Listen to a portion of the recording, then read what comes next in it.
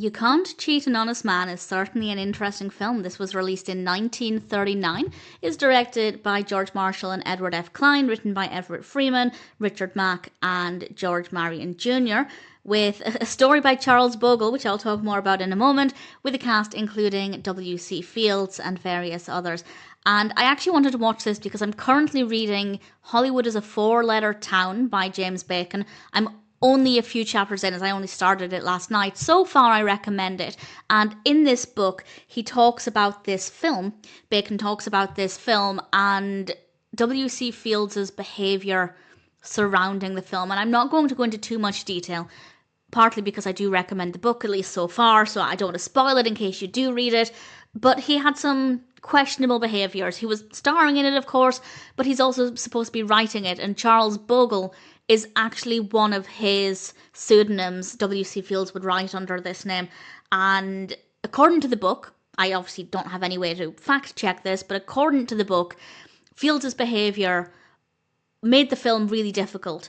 And it was a really important film because they needed to get a bank loan for this, and obviously they had to complete the film for this, and it was touch and go. And I thoroughly recommend doing some background reading about this if you're interested, because for me at least, it really enhanced the film experience. And the film itself, had I not had that background knowledge and I wasn't able to draw upon those anecdotes, again, I'm just assuming they're accurate, but I'll take it with a pinch of salt, it still would have been an interesting film.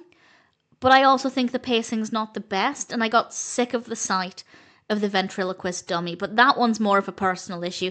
The film is about a circus owner, Whipsnade, and there are financial problem with the circus, with his performers, and also his daughter has a role to play in the narrative, and there's enough substance there to create the feature film. But at the same time, I think the pacing is maybe a little bit slow, some scenes were maybe not the best, but in general, I'd say it's not a bad film. It's also not tremendously long. It's about 1 hour and 20, which I suppose for the time was a pretty decent length, but it's certainly not a huge investment of time if you choose to watch it. And for the most part, I'd say it was executed reasonably well enough, engaging enough. But as I said, I did get very sick of the sight of the ventriloquist dummy.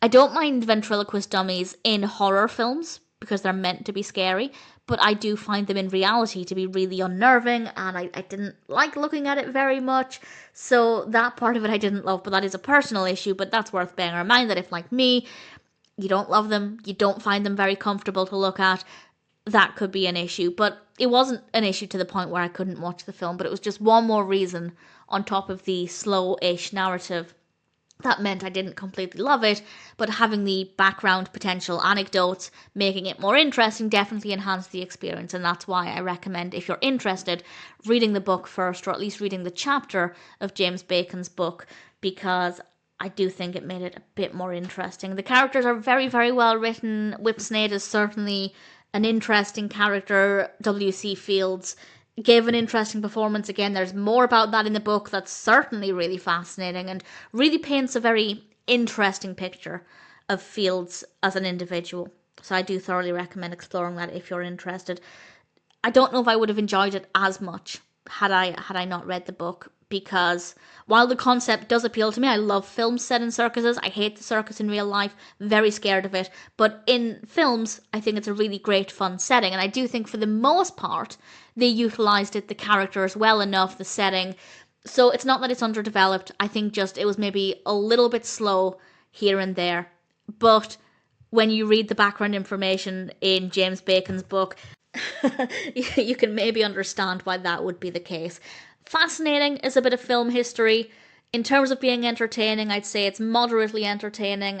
I might watch it again. I suppose it wouldn't be the worst thing to watch it again. I don't know if I'd ever actively seek it out unless I was particularly studying W.C. Fields or anybody else in it. But in general, as a one-time watch, I thought that on its own, You Can't Cheat an Honest Man was an okay film. The history behind it, based on James Bacon's book, made it a little bit more interesting. I recommend reading the book. If you don't, I'd still say check it out, but it definitely could be a stronger experience.